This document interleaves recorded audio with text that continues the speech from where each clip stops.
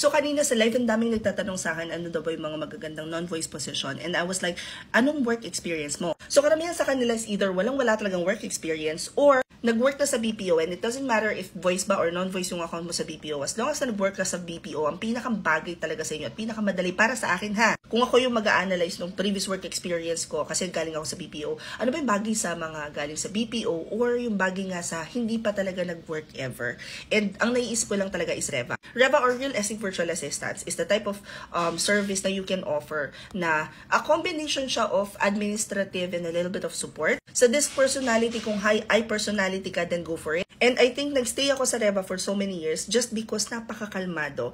Like, may mga araw na repetitive tasks, meron naman mga araw na biglang may papasok na parang matcha-challenge ng bahagyan-bahagya yung brain cells mo. There's a growing demand for remote support ng real estate dahil nga nung mag-recession, maraming gusto magbenta at meron din naman mga sinwerte kasi nung nagpandemya may mga gusto namang bumili. So some of the key roles or skills included if you want to be a real estate virtual assistant would be administrative work, property research, data management or data entry yung tawag nila, CRM management. Syempre importante dito yung meron kang communication skill. Hindi naman kailangan perfect ang English, dai. As long as na-convey mo yung message, yung gusto mong sabihin at meron namang malinaw na usap sa inyo, ayos lang yun.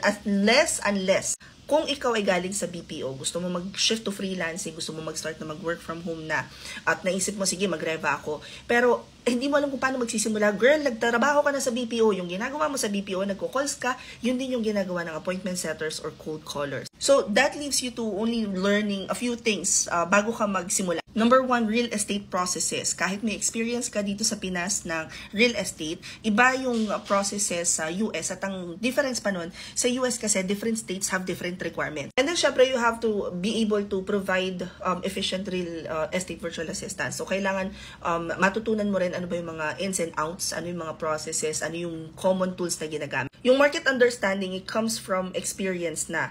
And you don't necessarily have to have real estate experience para maging Reva. I think isa lang sa importante na dapat meron ka is critical thinking skills. If you feel that real estate virtual assistance is for you, sagutin din natin dito yung question ni Weak Personality sa Reva. Kailan po ang schedule? We have a class this coming Sunday, that's January 28 from 1 p.m. hanggang 9 p.m. Yes, 8 hours po yung class. Level 2 pa lang to, wala pa siyang internship. However, for this particular batch this Sunday, I might have something for you guys. I'm still working it out with a client, pero I might be able to offer some sort of internship. Para lang may experience kayo, may idea kayo ano bang ginagawa ng Reva. Anyway, if you guys are interested to enroll, 499 pesos lang siya. Punta na lang kayo dito sa link sa bio ko. Pag hindi to gumana, copy and paste sa browser. Kung nasa Instagram naman kayo, ito yung i-click yung link. At pag hindi gumana yung TikTok at saka yung Instagram, punta na lang kayo sa Facebook page ko. Hanapin nyo itong post na to. Nandun sa mismong caption, yung pinakang link. Ano din naman sa YouTube, makikita nyo siya sa description box. Para mas klaro kung paano mag-enroll, again, click nyo lang yung link sa bio ko. Pagkatapos, bubuksan nito yung page na to.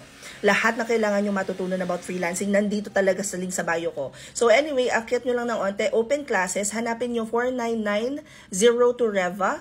Ang ingay talaga ng construction sa harap. So anyway, guys, again, 499 pesos lang siya. Sa Sunday na yung class nito, 1 till 9 p.m. Wag na kayong magdalawang isip pa, mag-enroll na kayo. Malapit na mag-close ang form nito, dai. Ngayon na, mag-enroll ka na. Anyway, comment any questions you guys have about working from home, follow from or work from home, chismis, bye.